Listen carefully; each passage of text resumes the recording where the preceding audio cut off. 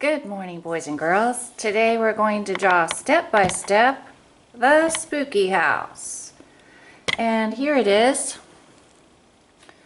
I got the idea from, or I was inspired by, Ed Emberley's Halloween drawing book.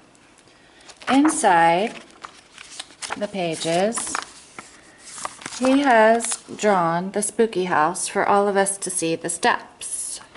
There it is. In this book, the house is in silhouette, but we won't be coloring it in today. Step 1, a square. Step 2, a long rectangle attached to the top of the square. Step 3, the doors and the windows. So I'm going to begin now. Here we go. Actually, step 1 should be write your name and your class code. Then flip it over to the front and begin. Let me rearrange this a little bit better. Okay, there we go. And zoom in. Okay, so step 1, watch me first. A large square. And it's okay, don't worry if it's crooked, just do the best you can, because spooky houses are crooked anyway. The next step, a long skinny rectangle, very skinny, that goes beyond the edges of the house, of the box underneath it. The next step is a large rectangle.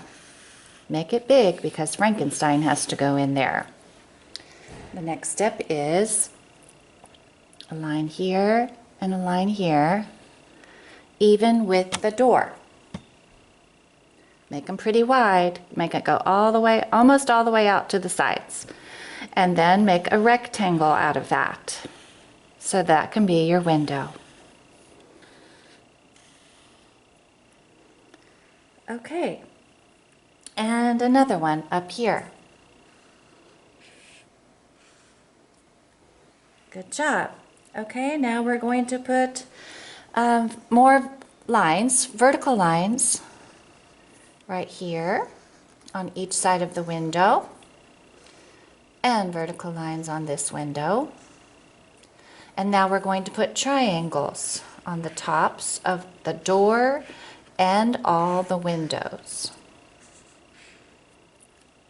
Good. Okay, so the next step is another long skinny rectangle above the triangle upstairs. There we go. And also some more lines.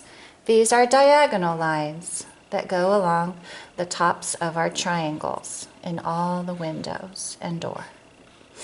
And a semicircle or a curved line inside as well. Now we're going to do two curved lines for the roof line of the house. We make a curved line here and a curved line here.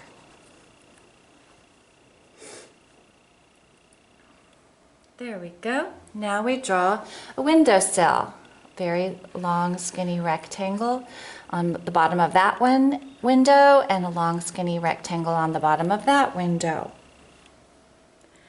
Then we're going to put the crooked shutter on the side of, it's a slanted diagonal line on the side of this window. Then we're going to put 3 lines here, skip a space, and 3 lines there.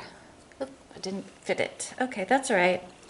The next step is 2 lines going across each window. And 2 lines going up, 2 lines going sideways. Now I've already done all of this in our book. Now I'm going to turn the page to this page where there is a lot. Look at this finished product in the book. Has a 2-story, 3-story house with a witch and everything in the sky.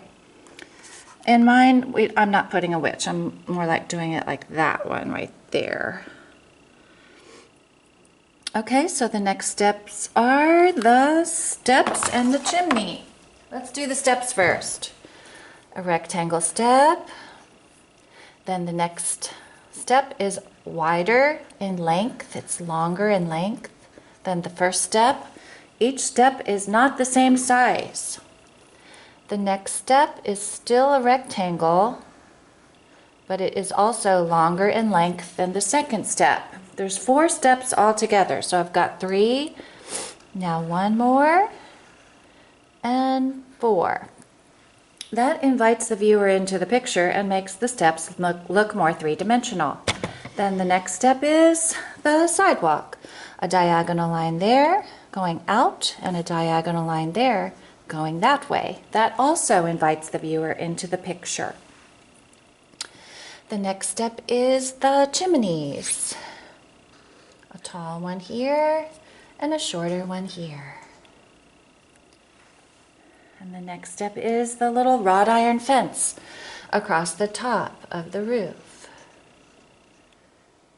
And in between those curved lines, put little straight lines with little black arrows on the top of them.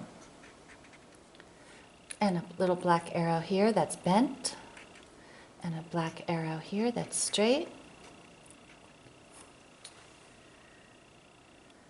And then let's see, what else do we need? Oh, we need this. Triangle, curve, triangle, curve, triangle, curve. What's it called when something repeats like that? Triangle, curve. Good. Okay, now we're going to make fish scales or shingles on the roof. Sometimes people call them dragon scales or mermaid scales. You make curved lines like that, like a row of U's, right? Now the second row of U's starts on the side, and the top of the U bumps into the bottom curve of the first row of the U.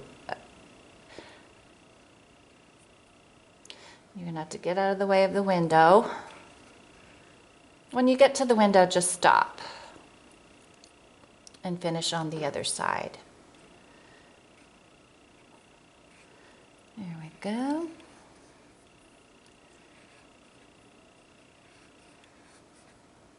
This adds a lot of nice detail if you do it correctly. Then the bricks. Here's how you do the bricks on the fireplace. You make straight lines going across, and then bricks are rectangles, so make this a rectangle. Then the second row is different. That rectangle will be over there. Third row is the same as the first row, and each row alternates like a pattern. There we go. Then the next step is make the little chimney pipe. Color it in black. Another short one, color it in black. And our spooky house is looking good. Let's see what we need next. I think we have mostly all the details. Oh, the basement of the house. Okay, so next to the bottom step, put a line going across and then up to the house. Line going across, up to the house. Some homes have basements. And now, boys and girls, you can make this a happy house if you don't celebrate Halloween, or you can make it a spooky house like my examples up there on the wall. You can put Frankenstein in the door, a kitty cat in the window, a pumpkin in the window. I wanted to show you how to do a bat real quick because it's a little tricky. First, you make an oval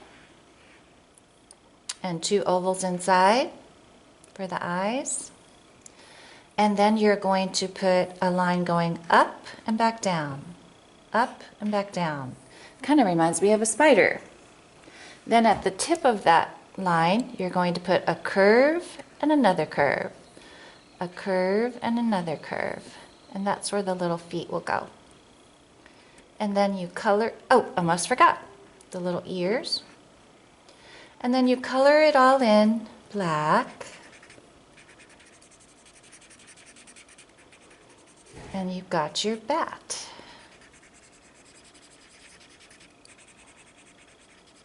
Take your time, because good art takes time. Right, boys and girls? Alrighty, so there's everything that you need to see, and you can do the rest yourself. Good luck making your spooky house, and I hope you have fun.